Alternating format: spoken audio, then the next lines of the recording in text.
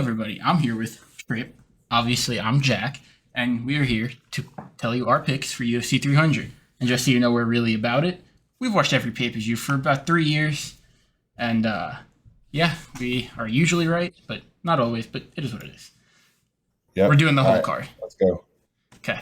So for the first fight, we have Oh, what the fuck just happened? I hate this website. Figgy versus Garbrandt. This is at 35. So Figgy's going up. Yeah, and looked good against Rob Font. He kind of beat the shit out of him, to be honest. It was a decision, but it was still a good fight. For me, I picked Figgy by second round KO. I think Garbrandt's chin is absolutely gone. There's going to be a stand-up fight. If it goes down, Figgy is still better.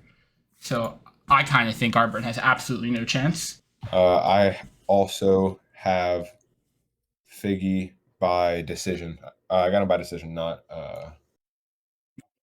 by knockout. Is that what you said? You said by second round KO. Right? Yeah. Yes. I got him by decision. Yes. And then Cody's just not that good. Not anymore. He used to be, but not anymore. Yeah, he was good against Dominic Cruz and then never again. Yeah, and he also has no love, so that's part of it. Facts. And in the words of Sean O'Malley, you're one knockout away from being in the commentator's booth. Moving on. Yeah. It's funny that I was gonna say it's funny that in one of the videos that UFC posted, he was like, it's really awesome that we have that much draw. We get to start out the main card, get people in seats early. Like, bro, just cope a little bit harder. Come on, you're in the early prelims. Just shout us what's here and then move on. The only reason people are showing up that early is to see you get knocked the fuck out. Yeah, bro. All right, sorry. Moving on. It's okay. Bobby Green versus Jim Miller. Jim Miller's the GOAT. Fought on 101, fought on 201. Now he's fighting on 300, and I believe that is the end of the streak. I believe he is going to get bullied for 15 minutes. I think Bobby Green by decision. The only way Jim Miller wins is if that Jalen Turner knockout sent this guy a little too far off the earth, which is totally possible. He died in that fight. That was bad. Yeah, I mean, for me, my heart says Jim Miller, but my head says Bobby Green. With that being said, Jim Miller by knockout. I'm not going to say rounds because I don't want to think that hard, but yeah, Jim Miller by KO. All right, next we move on to our first bathroom break. Jessica Andrade versus Maria Rodriguez. I picked Andrade by third round KO. I don't know who Maria Rodriguez is, if I'm being honest. I've probably seen her fight once or twice, but Andrade seems to just knock people out or get knocked the fuck out. And I don't see that happening in this fight, so I just have her knocking her out in the third round. Probably, I don't know. Andrade is just an undercover dude fighting in the women's section, and Reina Rodriguez has probably never been on a pay-per-view before, so that's why we don't know her. With that being said, I got Tracy Cortez by winning my heart. Valid. Oh my god. His Instagram's Trip Scoggins if you want to follow him. Wait. Tracy Cortez, please. Next, we have the guy who killed Bobby Green versus the guy who said he was too scared to fight Paddy Pimblett, or at least that's how I heard it. I picked Jalen Turner by destruction. Moicano's good. Yeah. This guy is better. He's 6'3" at 155 pounds, and his fist will reach your face before your arm is fully extended. You're probably going to die. Facts. Yeah, I also chose Turner by knockout. He's just the tarantula, he's long, he's big, he's black. Let's go. Yeah. Valid. All right. He's just a lanky guy, he's gonna get to him. Oh, definitely. It's like that fucking same thing that where happened to Bobby Green. Oh, dude, I hope they have the same ref too. That'd be really funny. Yeah, that was bad. Yeah. All right. Now we move on to the prelims. Sadiq Youssef versus Diego Lopez.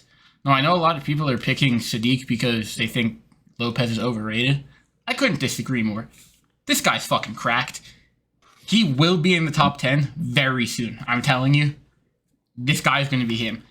Yes, he looked great against Evloev, but every other fight he's had so far, he has looked extremely good. I know he lost to Evloev, but come on, bro. You're fighting some ranked guy for your debut fight on 2 weeks' notice, and you take him to a hard-fought decision. Whoa, 161 pounds. Just look at Diego. Can't you just see? He looks like the type of guy who's just going to win these fights. I do say this might be the worst tattoo I've ever seen. What does he even Yeah. say? Well, Dream, believe, make it it's happen. What the fuck? it's hard to see, hard to focus on how bad his tattoo is whenever we're rocking that haircut. You don't have to do him like I that. can't decide if the haircut's terrible or it's absolutely amazing. Yeah, I'm down to try it. Absolutely not. All right, let's move on. Moving on to the second bathroom break. I said Lopez by Yes. submission. All right. Yes. All right, moving on to bathroom break number 2. We have Holly Holmes, the 45-year-old, versus we have the locked character. Oh my gosh, we're trying to make the same jokes that were overlapping. Yeah. The locked character with shadow pants. Yes. She's like, okay, Holly Holmes is going to get destroyed. Holly Holmes should have retired about 15 years ago when she was 60. True, she should have retired a very long time ago. You see, if you look at this, it kind of makes you think Holly Holmes has the advantage because she's 5'8". This girl is non-existent. 69-inch reach, no arms, I guess. 38-inch leg reach, and I guess in a fucking wheelchair. So, I'm not sure what the fuck's going on here, but that all being said, I pick Kayla Harrison by absolute destruction. Holly Holmes, I'm sorry, but you're done, buddy. Yeah, I got Harrison, who I've never heard of, by decision. Yeah. All right. Yeah, Kayla Harrison's the only fighter on this card that I legitimately don't know anything about. All right, you ready to move on? Oh, absolutely. All right, shit. Now we got the guy I'll edit it out. Don't worry. Who didn't really get knocked out by what is happening? Sean O'Malley. You got to go up. Yeah, no, it now we got the guy who didn't really get knocked out by Sean O'Malley. Yeah, he wasn't actually apparently the greatest bantamweight of all time. He didn't really get knocked out though. You know, it was unlucky. Against the guy who got punched. I'm kidding. That ass. Against the guy who got punched in the face 700 times by Max Holloway. Honestly, this might sound crazy. I got Aljo by decision. I know Cater's really good, but Aljo is on enough steroids to probably turn an elephant into a human being. That motherfucker is on some crazy shit. This picture doesn't look like it, but you'll see this guy at weigh-ins on Thursday, and he is going to look like he injected 30 seconds before he walked onto the fucking scale. He is humongous, and I think he's going to look huge. He's getting coached and trained by Den Thomas, so we'll see. Dude, Den Thomas is about to be like when they're in the commentator booth, because it's going to be they announced it's Rogan. Why am I blanking? It's Rogan, fucking that fat ass DC, and John Anik, and they have it's going to be like sending it over to Den Thomas, and it's going to be like Aljo is looking phenomenal here. He's doing everything I taught him in camp. He is the best, and he's probably going to be getting his ass kicked if any of that's being said. This is honestly just not even like a fight that anybody cares about who wins. It's just there's no real implications. Aljamain has a name. You know, casuals know who he is. Calvin Kattar, probably no casuals know who he is. So it is what it is. Yeah, they know him as the guy that Max Holloway turned into a bloodbath. Aljo by decision. What you say? Yeah, same. Moving on to the main event of the prelims, we have Yuri Prohaska versus Alexander Rakic, coming off of a destroyed leg against Jan Blachowicz. I think the upset's happening here. I know he's the favorite, so it's not really an upset, but why? But I think Rakic is going to beat the shit out of him. I think Yuri is probably the most overrated fighter of all time. Like, yeah, he's good, and he'll stay in that top 8-ish of light heavyweight. But, bro, his biggest test was against Pereira, and he got knocked the fuck out. It's like, bro, you're getting knocked out by an 85er. Me and Yuri are the same weight, bro. 205. Let's get it in, bro. I'm dropping you off in one round. Let's go. Dude, dead ass. With that being said, I got Yuri by decision because I have absolutely no idea who this other guy is. Call me a casual. It is what He hasn't fought in a minute. His last win was against Thiago Santos, and that guy's not even in the UFC anymore. Now, we are here. Bro's last win was when Obama was in office. I don't think it was that long ago, but yeah. Now, we're moving on to the main card. Okay, gosh, hear me out here. I have very strong feelings about this first fight. Yes, technically I'm considered a Bo Nickel hater, but at the same time, what the fuck do you do? It's like, yeah, minus 13. I mean, I don't hate him. It's just like, who the fuck is Cody Brundage, and why the fuck is this the opener of the main card? Cody Brundage. I have in my notes right here. I have in my notes right here. Cody Brundage, last win. He TKO'd Zach Reese. I have no idea who that is. Significant wins? Empty. Who the fuck has he fought? 10-5. Are you kidding me? You've lost the same amount of fights as he has won. So my official pick for this fight is Bo Nickel by being Bo Nickel. He's gonna fucking destroy this little short motherfucker. Like, what the hell's happening? He's probably gonna knock him out just because he can. Either that, or he's just gonna wrestle him and maybe submit him. Yeah, Brundage is being sacrificed to the higher power of Bo Nickel, and I'm calling it right now. I saw this. Bo Nickel is gonna knock this guy into next week or some shit. They're gonna book Izzy versus Dreykus, Whitaker's versus Chimaev is booked. Then they're going to book Cannon. You're the only other person who warrants a Strickland fight against some fucking buddy. And they're going to make Bo Nickel fight Sean Strickland because they're going to think he can win. Strickland's getting it done. Don't care. Moving on to the first fight. Final prediction. Bo Nickel by KO. I have him by first round submission, but I wouldn't be surprised if what you just said happened. I mean, he knocked out that one. Val Woodburn. Val Woodburn. Yeah. That guy probably sucks worse than this guy. Yeah. Okay. It's going to be interesting seeing him fight someone good. Fight. Yes, this is scary and this is really sad. All right, so I'm just gonna read what I have written down word for word. Arman Tsarukyan by submission, same way that Islam beat Oliveira. Every time, every good person Charles has fought, and I'm not trying to take anything away from him. Charles is really, really good, but like every person he fought Gaethje, Dustin, and Chandler. Those are the big three. It's like he gets hurt, he falls to the ground, and everyone's too scared to go to the ground with him. Islam hurt him, was not too scared to go to the ground with him, and submitted him 30 seconds later. Arman's going to do the exact same thing. He's going to hurt him, not going to be scared to go to the ground. Oliveira's going to be all discombobulated, and Arman's going to submit him. And also, just so you know, it took Oliveira 4 minutes and 10 seconds to knock out Beneil Dariush, my GOAT. It only took Arman 1 minute and 4 seconds. That's all I'm saying. I'm going to back up all of you Charles Oliveira lovers. I'm also a Charles Oliveira lover, even though it hasn't always been that way. Whenever he beat Gaethje, I was a little bit upset.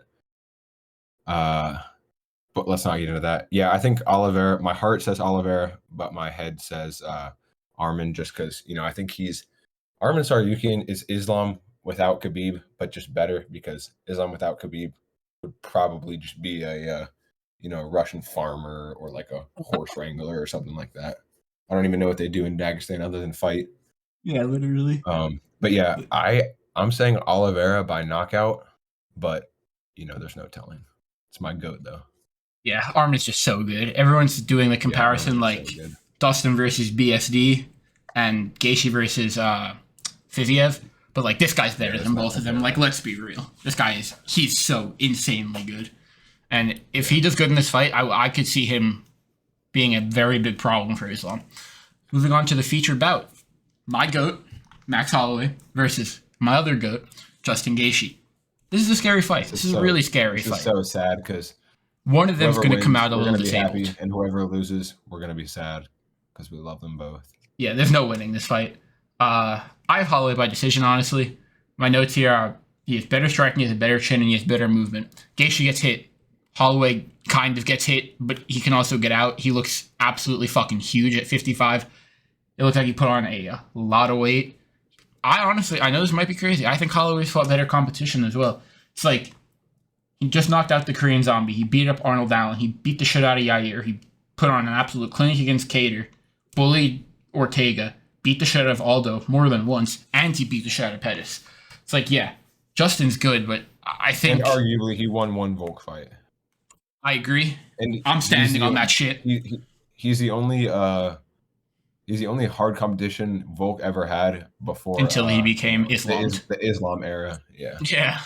Sad. Before Islam made him hold his pocket twice. Oh, that's fucking crazy. Shit. Got a point. I also have Holloway by decision, but realistically, I think it could go either way. Yeah. But I at the end of the day, I see it being a decision either way. I don't think Holloway's getting finished. I don't think he's getting dropped. If he could take those punches from Volk and everyone else, I don't think. And those fucking TKT shots were crazy. That'd be hard. Gaethje is known. He is in the Hall of Fame for people getting hit, but he either turns into an animal or he's going to get absolutely cooked. Oh yeah, either one is possible. All right. Okay. We both picked Holloway by decision. Moving on to the only female fighter on this card I would consider worth watching.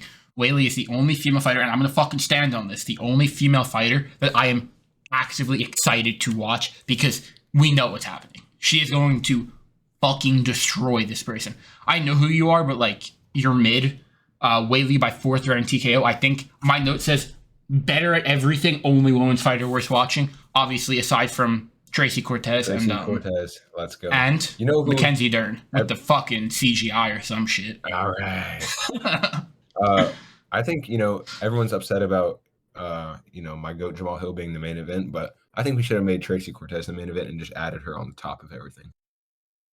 I agree. Because absolute queen. If you don't know who Tracy Cortez is, Google it. You're welcome. Okay, I got Whaley by submission. So we'll see. Now we move on to the fight that everyone is either super excited for or doesn't give a fuck about. See, half of the people are going to love this whole card top to bottom. The other half are going to stop after this Gaethje fight. And the people who stop are 150% casuals. Because people don't know who Jamal Hill is because they're not really locked in with the UFC. Yeah, they don't Jamal Hill, you want to move up? Oh, absolutely. Yeah. Jamal Hill is, without a doubt, the greatest fighter of all time. Moneybag Ball, Sweet Dreams. He's going to put you to sleep. Jamal Hill by KO. I have him by decision, but if he knocked him out, I wouldn't be surprised. This fight is razor close. They're both so good at everything. And in all honesty, they both do have paths to victory. If Hill just decides he's going to turn it into a boxing match, this could be Strickland versus Pereira all over again. And I see him posting all this shit on Instagram and shit about him. I'm going to stand. I'm going to box. I'm the best boxer, bro. Like, no, he can't outbox me. It's like, well, he might be able to be honest. His arms are longer and he hits really hard. But I do think he's trolling. I think he knows he has to mix it up. He knows he has to level change, takedowns, all that crap. If he does that, I think he's going to be fine. But in all honesty, this fight's like whoever lands first. And that's a scary thought because my boy. Jamal Hill kind of reminds me of like John Jones. Like when he was younger, he just can mix it up very well. And he's like very well-rounded in a lot of areas. John Jones when he was sober, though. And not hitting. Well, actually, he beat the shit out of his brother, so you never know. But let's not escape the fact that we both also like Alex. He's just this is another one that's going to be. But Jamal Hill is without a doubt my favorite fighter. So, I got Jamal Hill, but we'll see. It's going to be awesome. This is a scary fight either way, but ride with my boy Moneybag Ball. I think he gets it done. And with that is our full breakdown of UFC 300. Tell us in the comments how wrong we are and who you have in every fight, because I know people are going to disagree. It is what it is. But I mean, there's some fights where it's like I'm just choosing like who I want to win, like Oliveira, like I want him to win, but he might not win. Like Jim Miller, I want Jim Miller to win, but he could get beat by Bobby Green. This whole card is just beautiful though. Like some of these odds are crazy though. Like 3-1 or almost 4-1 is kind of wild. Like yeah, he's gonna win, but that's something. Yeah, right. I mean, them's the picks. Cool. We're gonna do this more often now. Probably not fight nights and shit because those are boring. Unless it's like the Saudi Arabia one, which are good. But I think that's it. Bye. For sure. All right. Peace.